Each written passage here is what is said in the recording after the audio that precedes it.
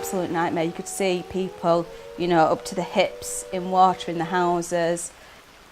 Coming back towards Callis Bridge, and there was all stopped, traffic was stopped because the river was coming down the road and we knew there were a problem. The destruction, the mess and the smell was indescribable. It was just dreadful and very, very frightening. On Friday the 22nd of June, just before 8 p.m, the flood sirens went off after torrential rain hit the upper Calder Valley. Over 1,200 businesses and homes in and around Todmorden, Mytham Royd and Hebden Bridge were to be affected, leaving many counting the cost for months to come. Everything was just horrible. Everything was just destroyed. When you walked out there, all the bins had been moved, everything. It had just been like it was like a force of nature had just gone thump, and everything was just gone. I knew it was going to flood. I didn't realise quite how bad it was going to be. So all you could do was get everything up as high as you could and hope for the best. And then we came down in the morning, and of course it was a complete mess, and everybody else was in a mess. It took us nearly 5 months to refit it. We opened in November. And obviously it took longer than we thought. It took more money than we thought, and just so much more work than you imagined. There was thick mud, sludge, everything was floating about inside, and it was just catastrophe. One of the organisations that helped lead the immediate emergency response was the Community Foundation for Calderdale. When we knew that the Upper Valley was flooding and how serious it was, several of us in the foundation had the same immediate response that there needed to be set up an emergency relief fund. So very early on Saturday morning, we got out the Community Foundation's local giving page. We uploaded some photos about the flooding and some information about how serious it was, and started to tell everybody that if you can donate, if you can help the Upper Valley, we've set up the Upper Valley Relief Fund. We managed to get the grant forms out very quickly, just within the first week, and start turning those around.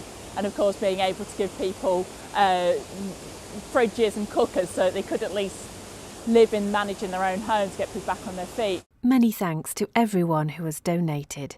It will be a godsend at this very stressful time for us, and it is lovely to know there are lots of kind, caring people out there.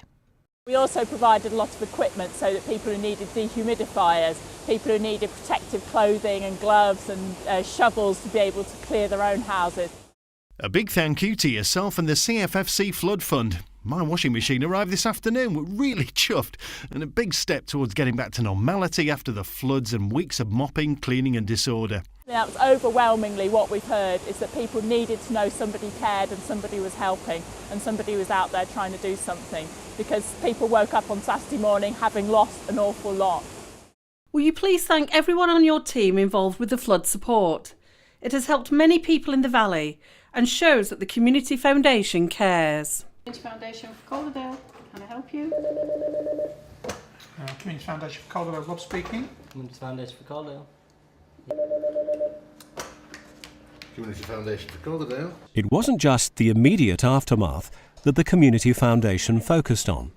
Working in partnership with other organisations and agencies, they produced a Floods Needs Assessment report based on 44 telephone conversations with local residents affected by the flooding.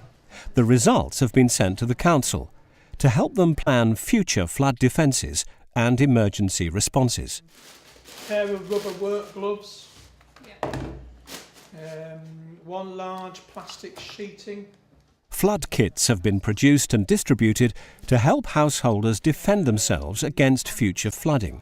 And with initial funding from Calderdale Council, they're working on a new website that will be a one-stop shop for local information should the Calder Valley towns find themselves once again at the mercy of the rising waters.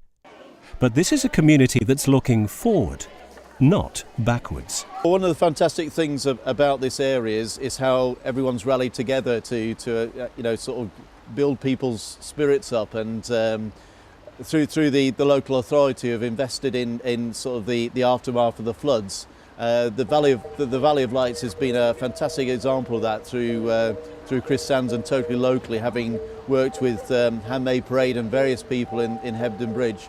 to actually make the Valley of Lights come alive. It's an absolutely fantastic result of a lot of people's endeavours. The community, the business community have come together. The phoenix rising out of the ashes, bringing the area back into life again. It's fantastic.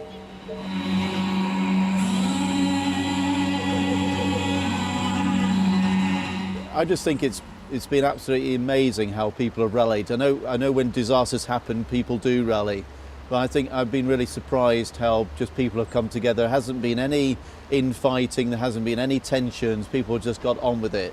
Whether that be volunteers that have given up their time to go and shovel out mud out of people's cellars, whether it be the local authority working with the Community Foundation and other agencies to mobilise cleaning materials, and to help people in any way possible. And I think it's a credit to this area, the generosity of people in this area, the generosity of spirit that we've rallied and we've got on with it. And I think we can be really proud of what we've achieved together. Well, the Community Foundation really came into its own as a result of the floods. Obviously, we wouldn't wish any area to have the floods, but having decided to set up the appeal fund, we've demonstrated what Community Foundations are really good at doing, actually mobilising funds and getting those funds out to where they're most needed. So whether it be the Valley of Lights that we've helped to fund, whether it be grants to affected householders, whether it be buying white goods for affected householders, whatever it is, the Community Foundation has really come into its own, and we can't do what we do without the generosity of local people, local businesses, and local philanthropists who see the foundation as their way of putting something back into the community.